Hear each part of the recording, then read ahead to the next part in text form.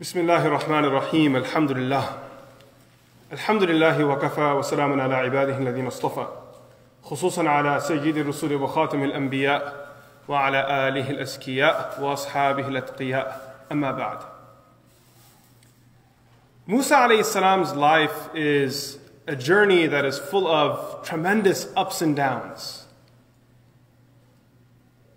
There was a point in Musa alayhi salam's life where Allah subhanahu wa ta'ala relieved him and his followers of the oppression of Fir'aun.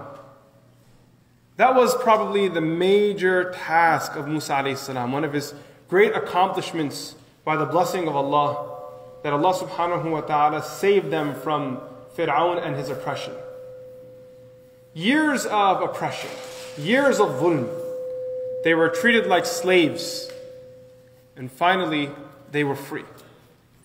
When Banu Israel came on this side of the destruction, as Fir'aun was being destroyed behind them, and so was Fir'aun's army, one of the first things Banu Israel did was, they traveled with Musa alayhi salam and passed by a village where people were worshipping idols.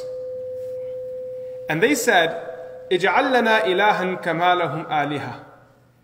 Make a God for us to worship like they have gods that they worship. And Musa alayhi salam said, are you guys crazy? Allah just saved us right now from Fir'aun. We just came out of that problem. And we just crossed it, and now you guys are talking about worshipping idols? And he became very upset and very angry with them. Thereafter they said to Musa alayhi salam that we are thirsty.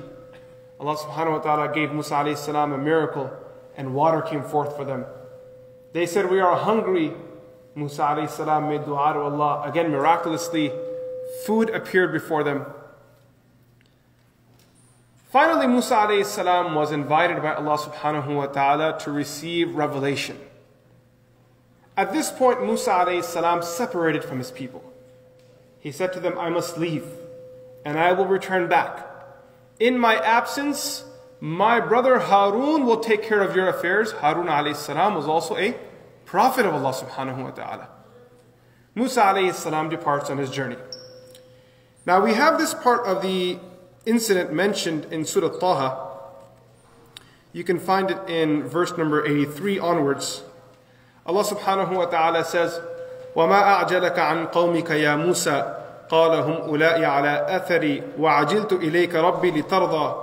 And now Allah subhanahu wa ta'ala tells him, قَالَ فَإِنَّا قَدْ فَتَنَّا قَوْمَكَ مِنْ بَعْدِكَ وَأَضَلَّهُمُ السَّامِرِي. That from the moment you left your people have been tested. There is a man among them by the name of As-Samiri. He has been the one that misguided them. وَأَضَلَّهُمُ السَّامِرِي. فَرَجَعَ مُوسَى إِلَىٰ قَوْمِهِ غَضْبَانَ أَسِفًا. Musa alayhi salam was infuriated, he was angry, and he returned back to his people. The ayat continue, and there is a lot of detail here.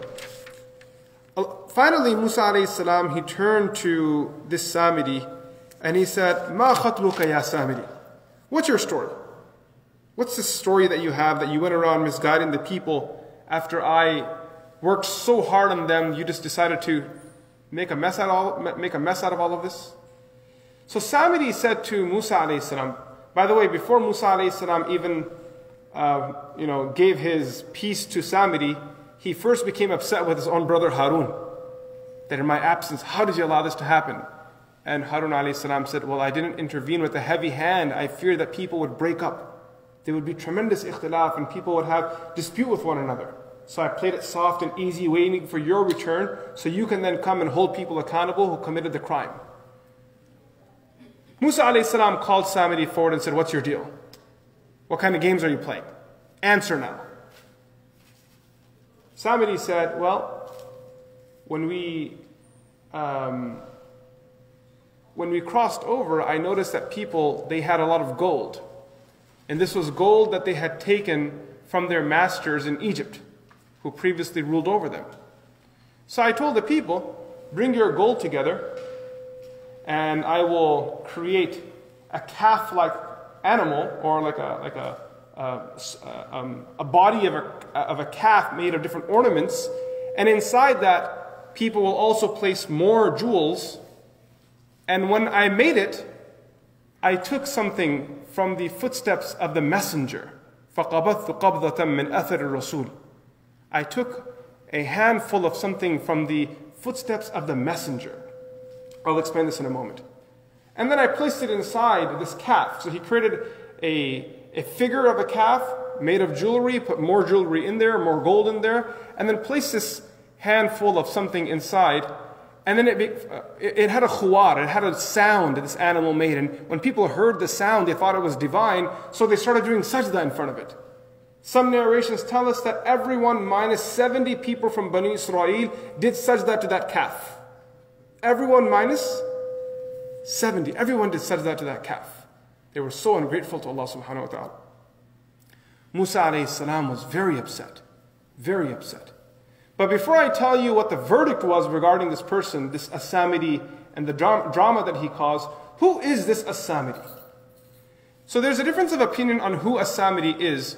Most of the Mufassirun, commentators of the Quran, they say, he was a man from Banu Israel himself. He was actually born the year that Fir'aun gave the verdict that the male children, the boys of Banu Israel, will be beheaded. The same year Musa alayhi salam was born. Musa alayhi salam's mother, when he was born, took him and put him in a basket. And that sunduq, this vessel, came to the palace of Fir'aun. Musa alayhi salam was raised by Fir'aun, but later on went to topple Fir'aun and drop him over. On the other hand, when As-Samiri was born, his mother took him and she placed him inside a cave. She said, Ya Allah, protect my child. Allah subhanahu wa ta'ala sent an angel, Jibreel alayhi salam, to take care of this young baby. And Jibreel alayhi salam would come every day and place a little something in his mouth and leave so the child wouldn't starve. As Musa as-Samiri grew, he recognized Jibreel alayhi salam.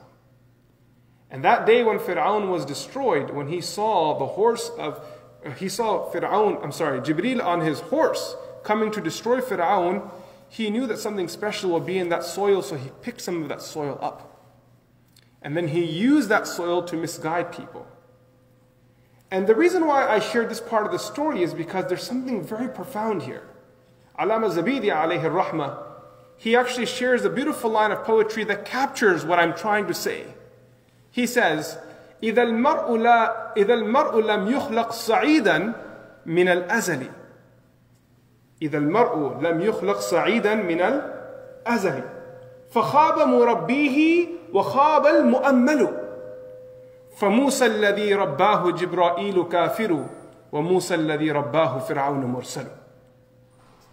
He says, إِذَا الْمَرْءُ لَمْ يُخْلَقْ صَعِيدًا مِنَ الْأَزَلِ. When Allah subhanahu wa ta'ala has never destined for you to be a righteous person, when it was never written for you, من الأزل, from eternity. فَخَابَ مُرَبِّيهِ وَخَابَ الْمُؤَمَّلُ. The one who tries to work on this person will fail, and the one that has high hopes, that person will also fail. فَمُوسَى الَّذِي رَبَّاهُ جِبْرَائِيلُ كَافِرُ. For the Musa that was raised by Jibreel alayhi salam became a kafir. وَمُوسَى الَّذِي رَبَّاهُ فِرْعَوْنُ مُرْسَلُ. And the Musa that was raised by Fir'aun, the one who claimed to be God, this one became the prophet of Allah subhanahu wa ta'ala.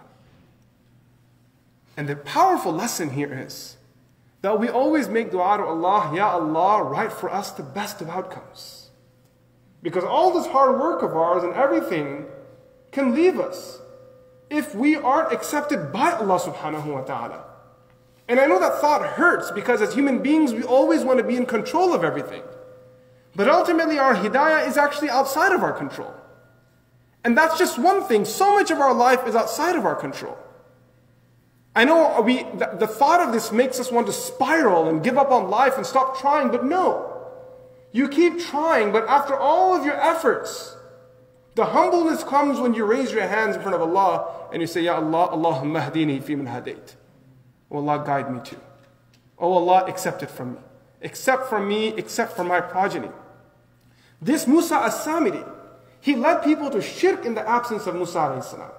And Musa, Allah tells us in the Quran, فَإِنَّ لَكَ فِي الْحَيَاةِ أَن تَقُولَ لَا مِسَاسٍ. For the rest of your life, your punishment will be, no one can touch you, you will touch no one else. وَإِنَّ لَكَ مَوْعِدًا لَن تُخْلَفَ وَانظُرْ إِلَىٰ إِلَٰهِكَ الَّذِي ظَلْتَ عَلَيْهِ عَاقِفًا لَنُحَرِّكَنَّهُ ثُمَّ لَنَنْسِفَنَّهُ فِي الْيَمِّ نَسْفًا. As for this God that you created for people to worship, it will be burnt. And then it was taken, the ashes of it, and scattered in the ocean. And then Allah subhanahu wa ta'ala said to all of those that did sajda to this calf, إِنَّ الَّذِينَ اتَّخَذُوا الْعِجْلَ سَيَنَالُهُمْ غَضَبٌ مِّن رَبِّهِمْ وَظِلَّةٌ فِي الْحَيَاةِ الدُّنْيَا. For those of you who bowed in front of this calf, God's anger descends upon you, and you will be disgraced. And then Allah Azza wa Jalla mentions, except for those who do tawbah and turn back to Him. So the summary of the story is, first and foremost, always be loyal to Allah subhanahu wa ta'ala for His favors. When Allah subhanahu wa ta'ala gives you, don't forget Allah. Like Musa alayhi salam's people, Banu Israel, forgot Allah in the moment they were saved from Fir'aun. They wanted to go worship idols, and they forgot about Allah subhanahu wa ta'ala. Secondly, just because you're doing good in your life, at some point, don't get content to think that today's goodness means tomorrow's success. You have to work every tomorrow to make that a good day as well. And that's why Rasulullah sallallahu alayhi wa sallam taught us to pray, "Oh Allah, make the last day of our life the best day of our life." That's what matters, that we die on iman. And the last thing that I want us all to remember is that no matter how many mistakes we make in our life, no matter how many times we end up doing things that we may regret, never make the mistake of kufr or shirk in your life. Your sajda is for Allah subhanahu wa ta'ala. Your dua is for Allah subhanahu wa ta'ala. May Allah subhanahu wa ta'ala always keep us on our iman. May He protect us, our children, our progeny until the day of judgment. May these hearts never worship anyone other than Allah. May these foreheads never bow in front of anyone other than Allah. Ya Allah, in this Ramadan, today as a congregation, we plead to you, Ya Allah. Don't let kufr return to our families. Let us always live on iman. Keep us guided. Send people to us that will keep us on the straight path. And every time we sway, Ya Allah, out of your mercy, yank us back in. But never ever let us do sajda in front of anyone other than you, Ya Ilah al-Alameen. Wa sallallahu ta'ala ala Sayyidina Muhammad. Assalamu alaikum wa rahmatullahi ta'ala wa barakatuh.